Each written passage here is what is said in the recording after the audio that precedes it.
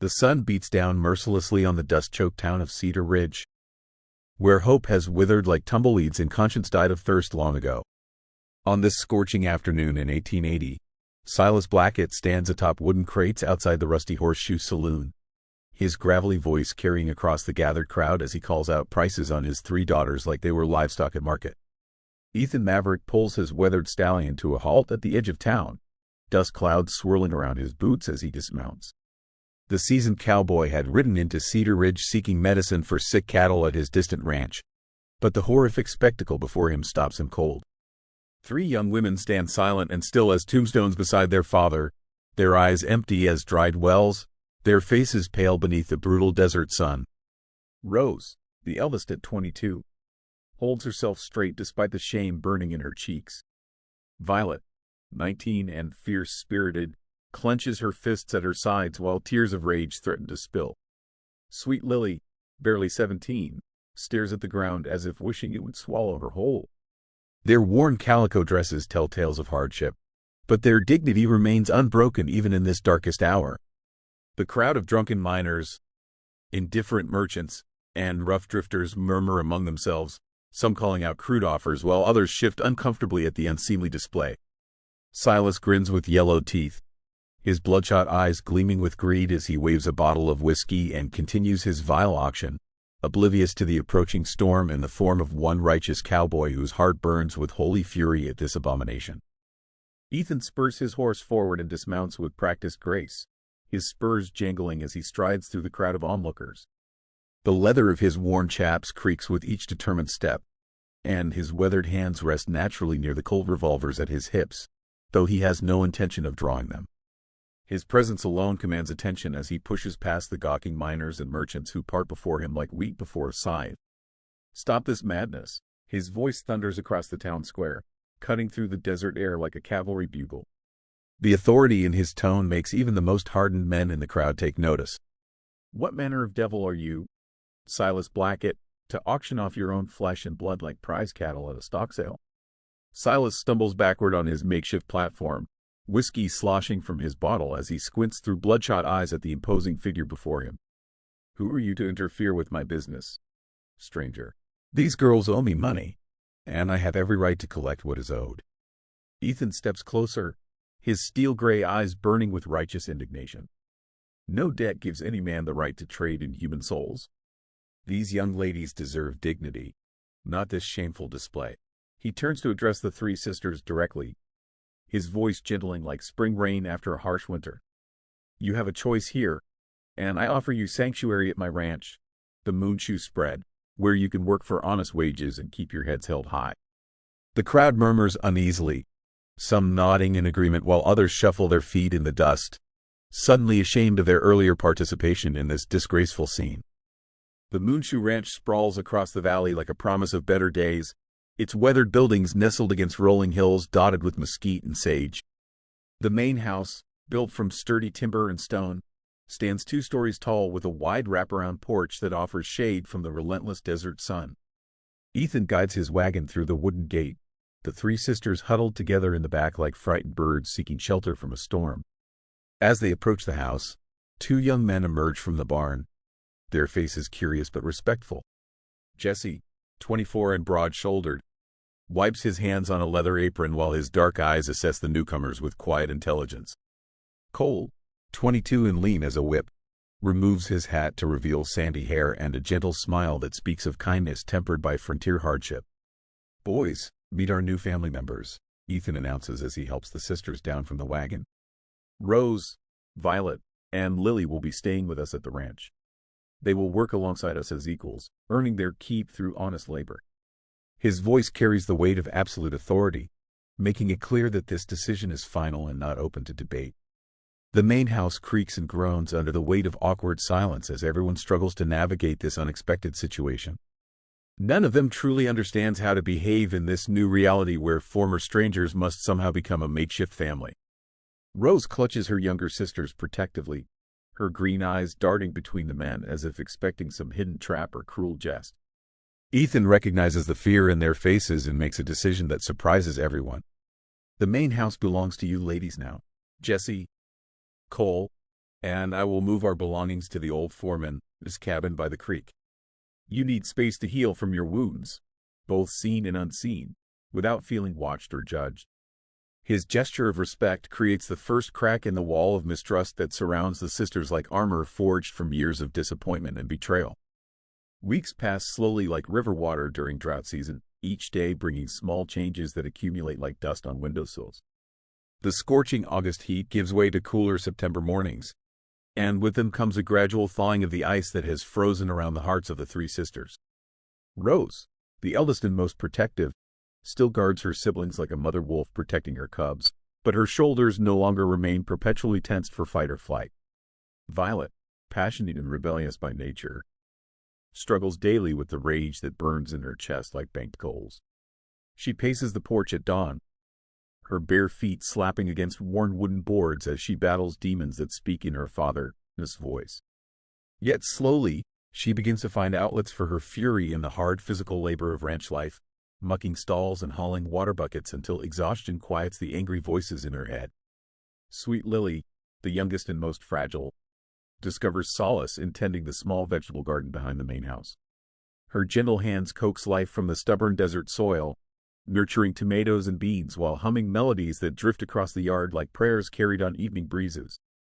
Her voice, though soft, carries a purity that seems to soothe even the most restless horses in the corral. The men of the ranch work with patient determination, never demanding gratitude or acknowledgement for their kindness. Ethan rises before dawn to prepare strong coffee that steams in the cool morning air, leaving a pot on the porch steps like an offering to weary spirits. Jesse repairs loose shingles on the roof without being asked, his hammer strikes echoing across the valley as he mends more than just broken boards. Cole builds sturdy fences around the chicken coop to protect the birds from prowling coyotes, understanding that safety must be rebuilt one small victory at a time. Trust grows through these daily acts of simple decency, tiny gestures that speak louder than grand pronouncements ever could. Each morning brings fresh evidence that not all men seek to take what they want by force. When a fierce thunderstorm tears across the valley in early October, its howling winds and driving rain destroy the main horse corral, leaving splintered timber scattered like broken dreams across the muddy ground. The next morning dawns clear and bright, revealing the full extent of the damage, but also presenting an opportunity that will change everything for the makeshift family at Moonshoe Ranch. Without hesitation, the entire household rallies together to rebuild what the storm has taken. Rose surprises everyone by proving herself a master with hammer and nails, her strong hands wielding tools with precision born of hidden talents she has never been allowed to express. She works shoulder to shoulder with Jesse, their movements gradually synchronizing as they measure, cut, and nail boards into place, building something solid and lasting from the wreckage. Violet discovers her calling in the art of breaking wild mustangs under Cole's patient guidance. Her fierce spirit, once channeled only into anger and defiance, finds a new outlet in the challenge of gentling untamed horses. She learns to read the language of fear and mistrust in their rolling eyes, understanding instinctively how to earn their respect through quiet strength rather than force. Each small victory with a frightened animal becomes a step toward healing her own wounded soul. Lily reveals an unexpected gift for cooking and healing with herbs, spending hours alongside Ethan as he tends to injured livestock with the gentle touch of a born healer. Her soft voice soothes frightened animals while her nimble fingers prepare poultices and tonics from wild plants she gathers in the surrounding hills. The men discover that her quiet presence brings peace to even the most anxious creatures, as if her very soul radiates the calm they all desperately need. These shared labors become the foundation for genuine relationships built on mutual respect rather than pity or obligation. Each person contributes their unique strengths to the collective effort, and slowly the artificial barriers between rescuer and rescued begin to crumble like ancient walls weathered by persistent rain. With the arrival of spring, the Moonshoe Ranch awakens to new rhythms that pulse through the valley like the heartbeat of something wonderful being born. The harsh winter has passed, taking with it the last vestiges of fear that once haunted the three sisters like persistent shadows. Desert wildflowers carpet the hillsides in brilliant splashes of yellow, purple, and red, their beauty serving as a fitting backdrop for the transformation taking place within the ranch house walls. The sisters no longer take on their various duties out of obligation or desperate gratitude, but from a genuine desire to become integral parts of this place they now call home. Rose has embraced her role as the unofficial foreman, her natural leadership qualities blossoming like the apple trees she has planted beside the creek. Her organizational skills keep the ranch running smoothly, and her quick thinking has saved them from potential disasters more than once. Violet has found her calling as the ranch, as horse whisperer, her intuitive understanding of these magnificent creatures earning respect from neighboring ranchers who seek her expertise. The wild mustangs that once terrorized the countryside now respond to her gentle commands, their trust in her complete and unwavering. Her former rage has transformed into passionate dedication to protecting and nurturing the animals under her care.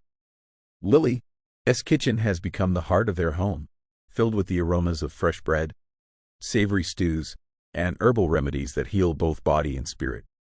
Her garden produces vegetables that sustain them through every season, while her knowledge of medicinal plants has made her invaluable to the entire community surrounding Cedar Ridge. The young men have learned to see their female companions not as victims requiring protection, but as equal partners in the daily struggle against the unforgiving desert. Jesse finds himself drawn to Rose's strength and determination, while Cole discovers unexpected joy in Lily's quiet wisdom and gentle nature. Even Ethan begins to recognize that his lonely house has been transformed into something magnificent through the simple recognition of each person's inherent dignity and worth. The peaceful morning is shattered when a cloud of dust appears on the horizon, growing larger and more ominous as it approaches the ranch boundaries. Ethan stands on the front porch, his weathered hand shading his eyes against the blazing sun as he counts the riders approaching at a determined gallop. His jaw tightens when he recognizes the lead figure slouched in his saddle like a vulture waiting for carrion. Silas Blackett has returned, and he brings with him a motley crew of hired guns and drifters who smell of whiskey, gunpowder, and desperation. Their horses foam at the mouth from the hard ride, and their eyes glitter with the promise of violence barely held in check. Silas waves a bundle of official-looking papers above his head like a battle flag, his yellow teeth bared in a triumphant grin that speaks of imagined victory. "I have come for what belongs to me," he shouts across the yard, his voice carrying the same cruel authority that once terrorized his daughters in their childhood home. "These papers prove my legal right to reclaim my property, and I demand compensation for the wages they should have earned while living under my roof."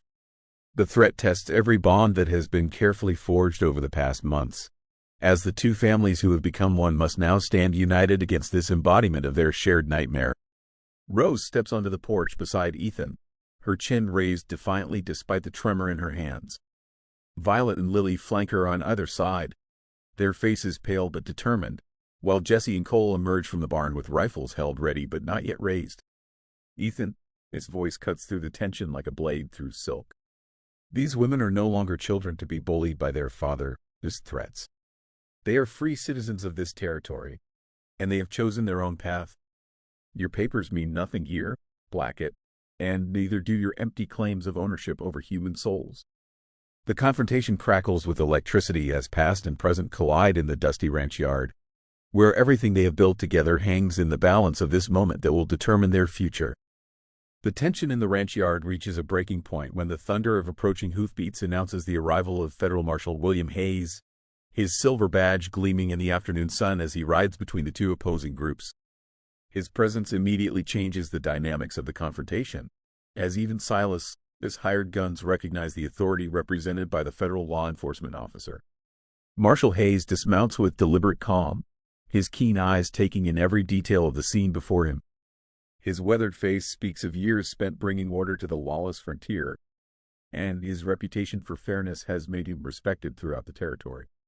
"I received word of a dispute requiring federal intervention," he announces, his voice carrying the weight of absolute authority. Silas rushes forward, waving his bundle of papers like a weapon. "Marshal, these documents prove my ownership of these 3 women and establish their debt to me. This man has stolen my property and owes me compensation for their labor." His voice cracks with desperation as he realizes his moment of triumph may be slipping away. The marshal examines the papers with practiced scrutiny, his expression growing increasingly stern as he reads. After several tense minutes, he looks up and addresses the assembled crowd. "These so-called debt documents are fraudulent and hold no legal standing under territorial or federal law. Adult women cannot be owned as property, regardless of family relationships or financial obligations." He turns to face the 3 sisters directly, his voice gentling with respect. Ladies, as citizens of this territory, you have the absolute right to choose your own residence and employment. No man, father or otherwise, can compel you to return to circumstances against your will. His words ring out like a church bell proclaiming freedom, and tears of relief stream down the faces of all three women. Silas, his face contorts with rage and disbelief as his dreams of easy money crumble to dust. This is not over, he snarls. But his threats fall on deaf ears as the marshal orders him and his hired guns to leave the premises immediately or face arrest for trespassing and attempted kidnapping. In the golden weeks that follow their legal freedom, the atmosphere at Moonshoe Ranch transforms into something magical as genuine affection blooms between the hearts that have been slowly healing together. The fear that once cast its shadow over every interaction has finally lifted, allowing authentic emotions to flourish like desert flowers after a spring rain. Violet is the first to acknowledge what everyone has been feeling but afraid to speak aloud. On a crisp evening in late autumn, she finds Jesse mending harnesses in the barn, his strong hands working leather with the same gentle patience he has shown her wounded spirit. I'm not an easy woman to love," she says quietly, her voice trembling with vulnerability she has never dared to show before. Jesse looks up from his work, his dark eyes soft with understanding. "Your fire is what makes you beautiful, Violet. I would not change a single spark of your passionate nature." His declaration opens the floodgates of emotion that have been carefully controlled for so many months, and they embrace beneath the soft glow of lantern light filtering through the barn rafters. Lily discovers her own courage later that same week when she finds Cole sitting by the creek, whittling a small wooden horse for the children in town. Her gentle touch on his shoulder speaks volumes before her whispered words confirm what they both have known in their hearts. "I never believed I could feel safe with any man until you showed me what kindness truly means." Cole sets aside his carving to take her hands in his, promising to spend his lifetime proving worthy of her trust. The most surprising revelation comes when Rose approaches Ethan as he stands watching the sunset paint the sky in shades of gold and crimson. Despite their difference in age and experience, she has come to recognize him as her equal in strength and determination. "I do not need a protector," she tells him with characteristic honesty. "But I would welcome a true partner who respects my independence while sharing the burdens of building something lasting together." Ethan turns to face her, his weathered features softened by wonder at this unexpected gift. "You have already given me more than I ever dared hope for, Rose. A home filled with laughter and love instead of lonely silence." The spring wedding celebration takes place beneath the ancient oak trees that line the creek running through Moonshoe Ranch, their branches heavy with new leaves that rustle like whispered blessings in the gentle breeze. The entire community of Cedar Ridge has gathered to witness this triumph of love over adversity, their faces glowing with genuine joy as they celebrate the union of 6 souls who have found their way to happiness through the darkest of trials. Rose stands radiant in a dress of ivory silk that Lily has carefully altered from fabric ordered specially from Santa Fe, while Violet wears deep blue that matches her spirited eyes. Both brides carry bouquets of wildflowers gathered from the hills surrounding their beloved ranch, the simple beauty of desert blooms serving as perfect symbols of their journey from barren despair to abundant joy. Ethan, Jesse, and Cole stand tall and proud in their finest suits, their faces reflecting the profound gratitude they feel for the unexpected gift of family that fate has delivered to their doorstep. The traveling preacher from the territorial capital speaks words of blessing over the 3 couples, his voice carrying across the valley as he pronounces them bound together in holy matrimony. As the sun sets behind the distant mountains, painting the sky in brilliant shades of orange and purple, the celebration continues with music provided by a fiddle player from town and dancing that goes on until the stars appear overhead like scattered diamonds. Children chase fireflies through the gathering darkness while their parents share stories of other weddings and other times when love conquered seemingly impossible obstacles. Ethan finds himself standing apart from the festivities for a moment, watching his new family with wonder at how completely his solitary existence has been transformed. The ranch that once echoed with loneliness now hums with laughter, conversation, and the promise of future generations who will call this blessed land their home. Marshal Hayes approaches with a cup of fresh coffee, his weathered face creased in a rare smile. "You have accomplished something remarkable here, Maverick. Not many men would have had the courage to stand against injustice the way you did that day in Cedar Ridge." Ethan nods thoughtfully, his gaze returning to the dancing couples. "Sometimes a single act of mercy can change the course of many lives, Marshal. These women deserved a chance to choose their own destiny. And now they have built something beautiful from the ashes of their past suffering.